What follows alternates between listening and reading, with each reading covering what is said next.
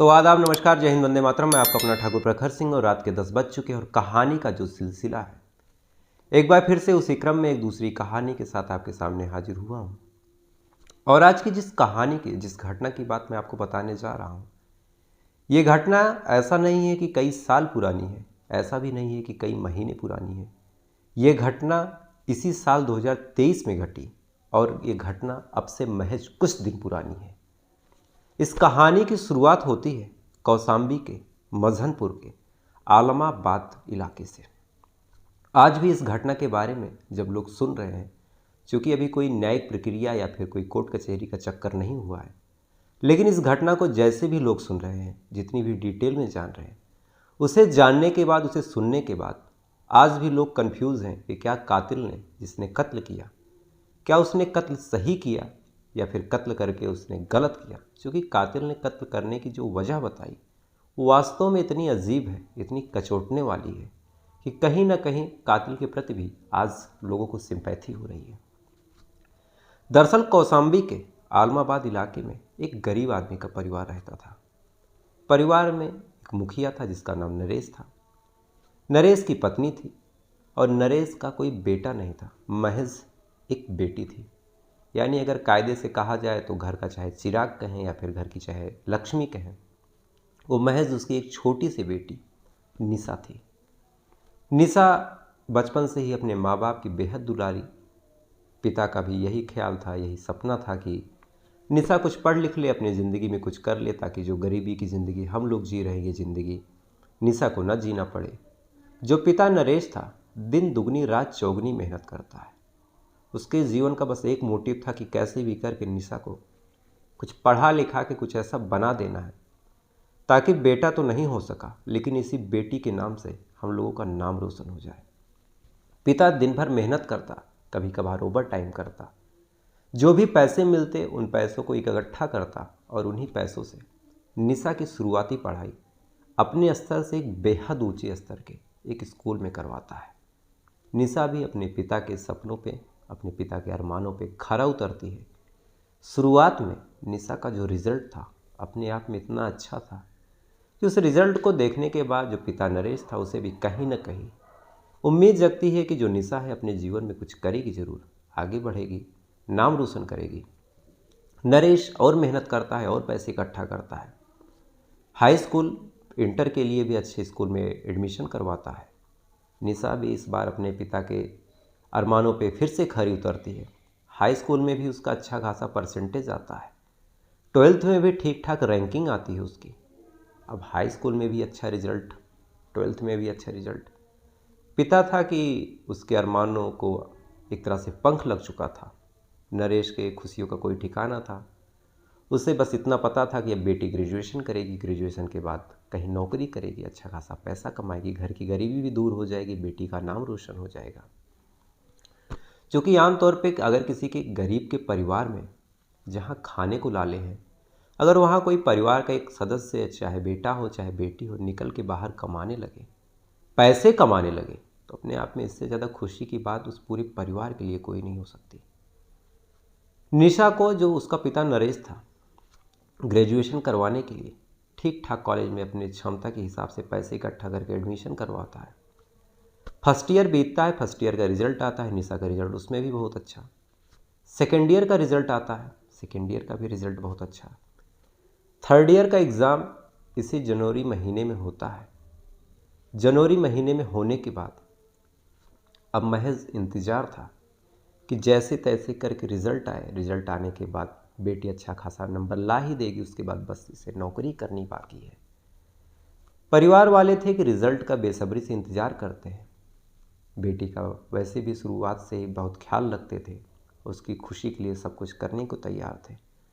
लेकिन जो निशा थी, अचानक से 31 जनवरी साल 2023 को माफ़ कीजिएगा, 31 जनवरी साल 2023 को अपने घर से अचानक से गायब हो जाती है। अब इस बात की जानकारी जब शुरुआत में माँ को लगती है, क्योंकि काफ़ी देर तक माँ को लगता है कि शायद किसी के यहाँ गई होगी, अभी आ जाएगी, लेकिन काफ़ी देर बीतता है। आमतौर पे निशा कहीं ज़्यादा जाती भी नहीं थी, लेकिन काफ़ी वक्त गुजरने के बाद जब निशा नहीं आती तो उसकी जो माँ है घबराती है। घबराने के बाद इस बारे में पिता को बताती है, नरेश को। पिता जब ये बात सुनता है तो एक तरह से उसके चेहरे की हवाइयाँ उड़ जाती हैं। बौखलाया हुआ पूरे गांव में नरेश निशा को ढूंढता है। गांव में ढूंढने के बाद फिर उसके कॉलेज के दोस्तों से बातचीत करता है, पूछता है कि क्या निशा आई है या नहीं। 31 तारीख का दिन बीत गया, 1 फरवरी आ गई। 1 फरवरी को सारे दोस्तों के यहाँ पूछताछ की गई, वहाँ भी कुछ पता नहीं चला। 2 तारीख को जितने भी रिश्तेदार थे उनसे पूछताछ की गई, वहाँ भी कुछ पता नहीं चला। अब गांव ढूंढ लिया, रिश्तेदार ढूंढ लिए, दोस्तों के यहाँ पूछ लिया, जहाँ जहाँ जा सकती थी वहाँ पूछ लिया।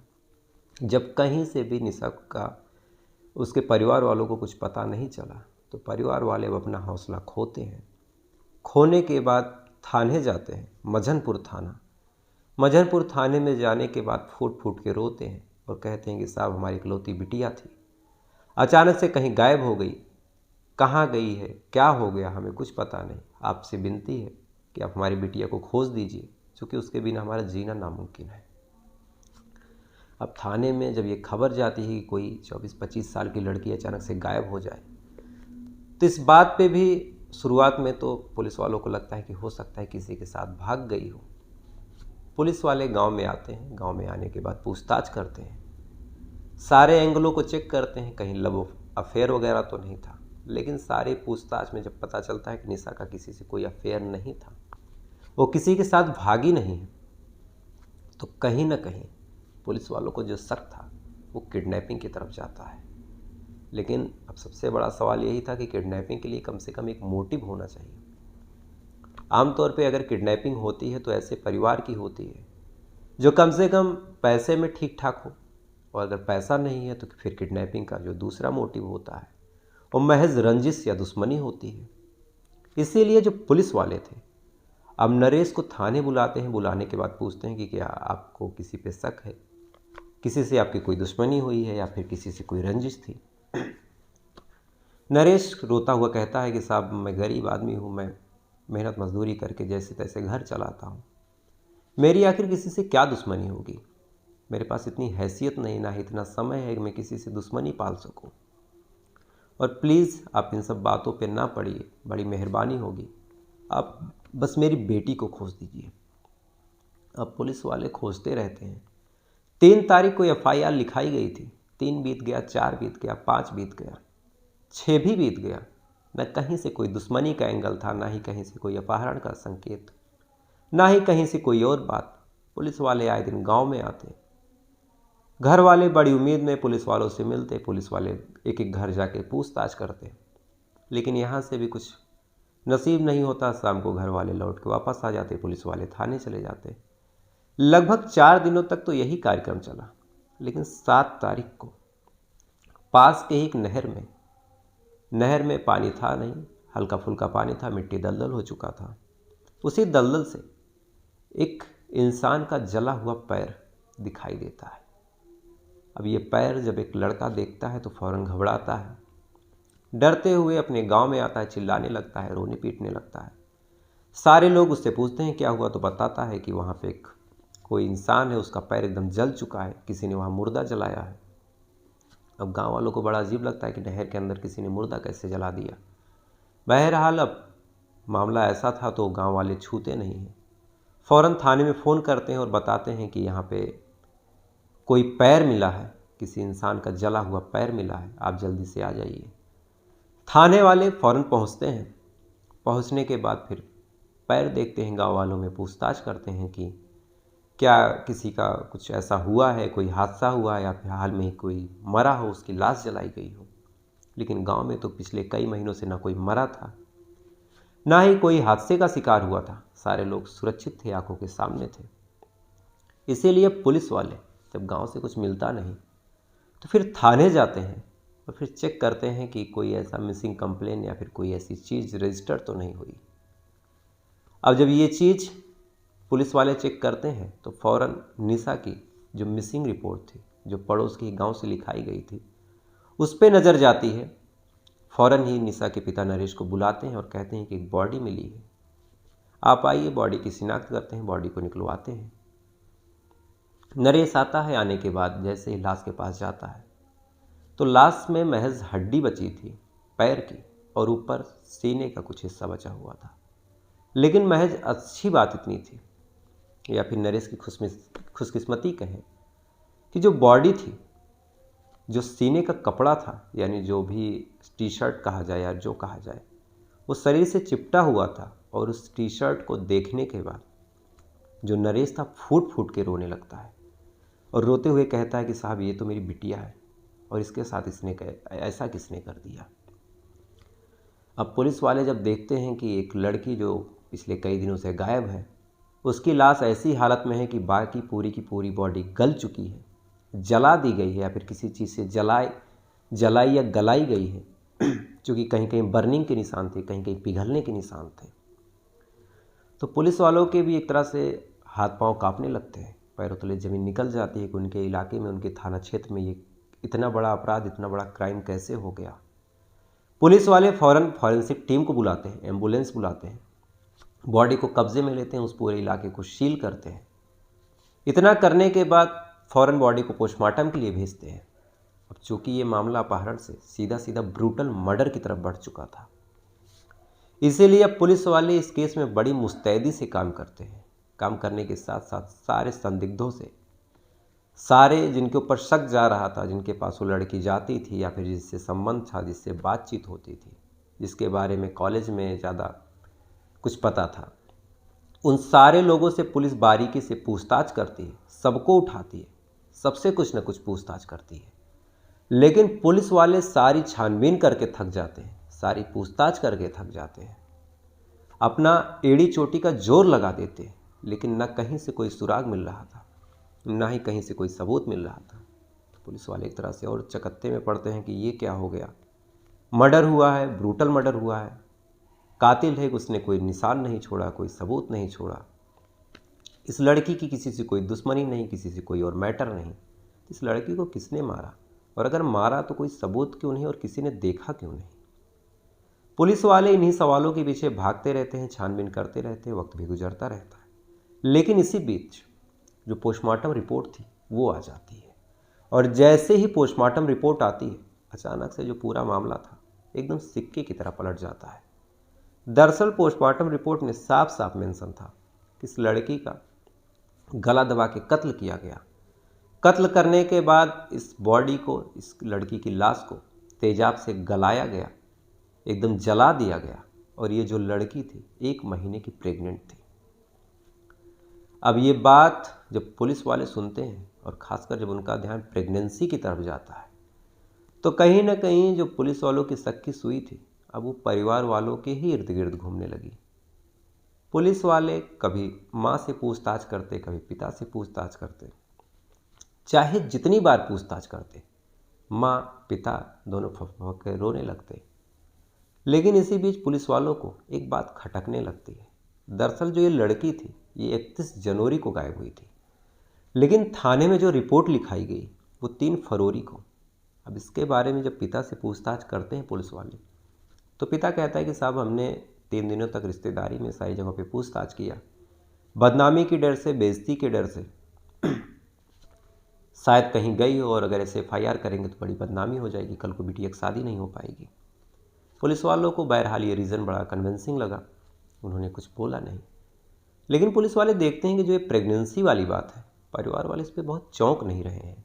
आमतौर पर परिवार वाले कहते हैं ऐसे मामलों में कि हमारी बिटिया प्रेग्नेंट नहीं हो सकती, ये गलत न्यूज़ है। लेकिन उनके रिएक्शन से ऐसा लग रहा था जैसे परिवार वाले मान के ही बैठे थे कि उनकी बिटिया प्रेग्नेंट हो रही है या फिर हो चुकी थी। अब ये बात पुलिस वालों को खटकती है, और खटकने के साथ साथ जो पुलिस वाले थे अब अपने दूसरे अंदाज में जब परिवार वालों से पूछताछ करते हैं, तो पूछताछ जब सख्ती से होती है तो अंत में परिवार वाले टूटते हैं।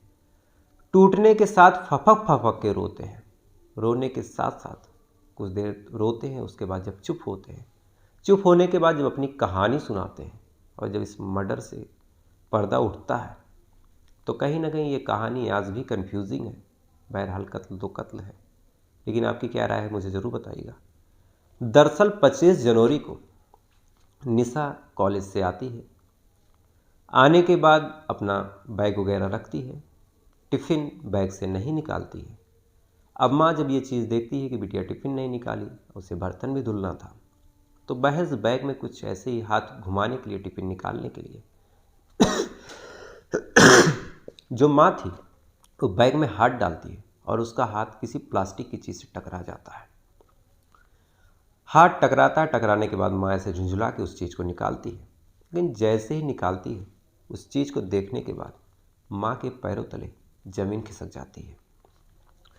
दरअसल वो चीज़ एक प्रेगनेंसी टेस्ट किट थी, यानी जिस चीज़ से गर्भवती होने का पता लगाया जाता है वह एक ऐसी किट थी। उस किट को देखने के बाद माँ का गुस्सा सातवें आसमान पे होता है। वो निशा से पूछती है, ये किट कहाँ से आई, तुमने क्यों रखा है?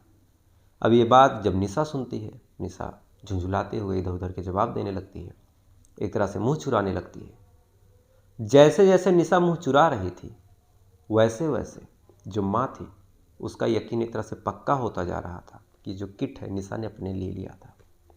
यानी हो ना हो, जहाँ तक संभव है कि उसकी बिटिया प्रेग्नेंट हो चुकी है।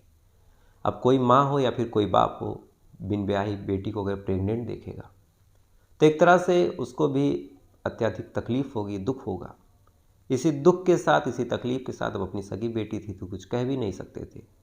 माँ दिनों रात अपनी बेटी के साथ रहने लगती है, समझाती है, कहती है कि जो भी हुआ मुझे बता दो, कैसे प्रेग्नेंट हुई, चलो हॉस्पिटल में चेक करवाते हैं, अगर कोई बच्चा होगा तो हम अबॉर्शन करवा देंगे। लेकिन बार बार जब जब ये कहती, जो निशा थी वो लड़ लेती, तरह तरह की बातें करती, कभी कुछ उल्टा सीधा बोल देती। निशा के पास माँ रात को सोने आती, जैसे ही माँ सो जाती निशा किसी से फ़ोन पे बात करती। माँ आवाज़ सुनती, सुनने के बाद जाग जाती, और अंत में जब माँ को लगा कि ये चीज़ें बर्दाश्त के बाहर है तो माँ ने जो इस बात की जानकारी थी उसके पिता नरेश को दे दी। नरेश जब ये बात सुनता है तो उसके बाद उसके भी गुस्से को एक तरह से कोई रोक नहीं पाता। उसे भी लगता है कि जिस बिटिया को पढ़ाने के लिए, आगे बढ़ाने के लिए मैंने इतना कुछ किया, वो आज इस कदर काम कर रही है। अंत में काफ़ी लोग समझाते हैं, परिवार के दोनों लोग समझाते हैं, निशा नहीं मानती। 31 जनवरी को जब पिता कहते हैं कि चलो अस्पताल, हॉस्पिटल चलो, प्रेगनेंसी टेस्ट करवाते, अगर ऐसी कोई बात है तो अभी वक्त है, बच्चा गिरवा देंगे, निशा इस बात पे तैयार नहीं होती, झुंझुला के अपने कमरे में चली जाती, गुस्से में दरवाज़ा बंद कर लेती। यहीं से उसके पिता का जो गुस्सा था निशा के ऊपर फूटता है। पिता को लगता है कि तो इसने गलती की, ऊपर से ये आज जिद भी कर रही है, बदतमीजी कर रही है, अब इसे जीने का कोई हक नहीं, क्योंकि अगर ये जिंदा रहेगी तो आज नहीं तो कल हमारी नाक जरूर कटवा देगी। इसीलिए सबसे पहले उसका दरवाज़ा खुलवाते हैं, खुलवाने के बाद उसको एक दो थप्पड़ मारते हैं, मारने के बाद गला दबा के हत्या करते हैं। लेकिन अब हत्या करने के बाद अगर लाश ठिकाने नहीं लगाई तो भी मामला खुल जाएगा, फिर लोग पूछेंगे कि हत्या क्यों की, तो भी बताना पड़ेगा। इसीलिए अब सबसे पहले जो नरेश था अपने छोटे भाई को फ़ोन करता है। भाई आता है, आने के बाद लाश को ठिकाने लगाने के बारे में सोचा जाने लगता है। तरह तरह के आइडिया आते हैं, लेकिन सारे आइडियाज़ में कहीं ना कहीं कोई रिस्क था, कोई और बात थी। काफ़ी देर तक सोच विचार करने के बाद धीरे धीरे वक्त गुजरता है, रात का वक्त आ जाता है, एक प्लान बनता है, और इसी प्लान के तहत नरेश और उसका भाई निशा की लाश को अपने पास लेते हुए एक चादर में बांध के पास के ही दलदल के पास लेके जाते हैं। जाने के बाद उस दलदल पे रखते हैं, रखने के बाद उस लाश के ऊपर तेज़ाब गिराते हैं। बेसिकली वो बैटरी का पानी था, और ऐसा गिराते हैं और इतनी देर तक गिराते हैं कि जो निशा की लाश थी एकदम गल गई थी, मानो शकल से या फिर किसी और चीज़ से पहचान नहीं की जा सकती थी। अब लाश गला दी गई, लेकिन फिर भी लाश तो आखिर लाश थी, अगर लोगों के सामने आती तो भांडा फूटता जरूर। इसीलिए उस निशा की लाश को उस दलदल के अंदर घुसेड़ देते हैं, ताकि धीरे धीरे वो नीचे चली जाए और अंत में ये राज राज ही रह जाए। क्योंकि चाहे पुलिस हो, चाहे फॉरेंसिक लैब हो, चाहे जहाँ की टीम हो, कोई भी दलदल में उतर के जल्दी चेक नहीं करेगा। और इतने छोटे से मामले पे, गुमशुदगी के मामले में, पुलिस वाले दलदल या फिर जंगल ऐसी जगह पे चेक करते भी नहीं हैं। बहरहाल वक्त गुजरा और पता नहीं कैसे, शायद रात की वजह से ये लोग देख नहीं पाए, जो निशा के पैर का पंजा था वो थोड़ा सा बाहर आ गया और देखने में पता चल रहा था कि किसी इंसान के पैर का पंजा है। और यहीं से ये पूरा भांडा फूटा।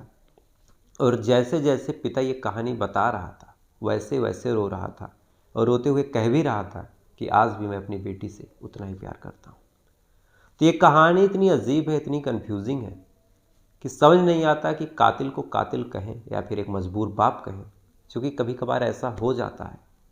मैंने कई ऐसे केस अपने सामने देखे हैं, कई लोग आते हैं इकबाल जुर्म मेरे सामने कर चुके हैं कि उन्होंने कत्ल तो किया लेकिन ऐसी मजबूरी में किया कि शायद वो मजबूरी भी ऐसी कन्विंसिंग लगती है कि एक बार को यकीन नहीं होता कि इसे कत्ल की श्रेणी में रखे या फिर किस में रखे। तो फिलहाल ये थी पूरी कहानी, और इस कहानी में मैंने शब्दों के उच्चारण में काफ़ी गलतियाँ की, चूँकि बुखार का असर था। बुखार जैसे जैसे उतर रहा है, मुंह में अचानक से लार के बनने का जो सिलसिला है काफ़ी तेज़ी से हो रहा है, मुंह में अचानक से ज़्यादा लार बन रही है, गला सूख रहा है, काफ़ी सारी चीज़ें हो रही है। तो जुबान सूखने की वजह से और बार बार फिसलने की वजह से शब्दों का उच्चारण गलत हुआ, तो उसके लिए माफ़ी चाहूँगा। लेकिन अगर आपको कहानी पसंद आई हो तो वीडियो को लाइक करके अपना प्यार दीजिएगा। तो आपसे कल फिर मुलाकात होगी किसी दूसरी कहानी के साथ। तब तक अच्छे रहिए, खुश रहिए, अपना ख्याल रखिए। जय हिंद, वंदे मातरम।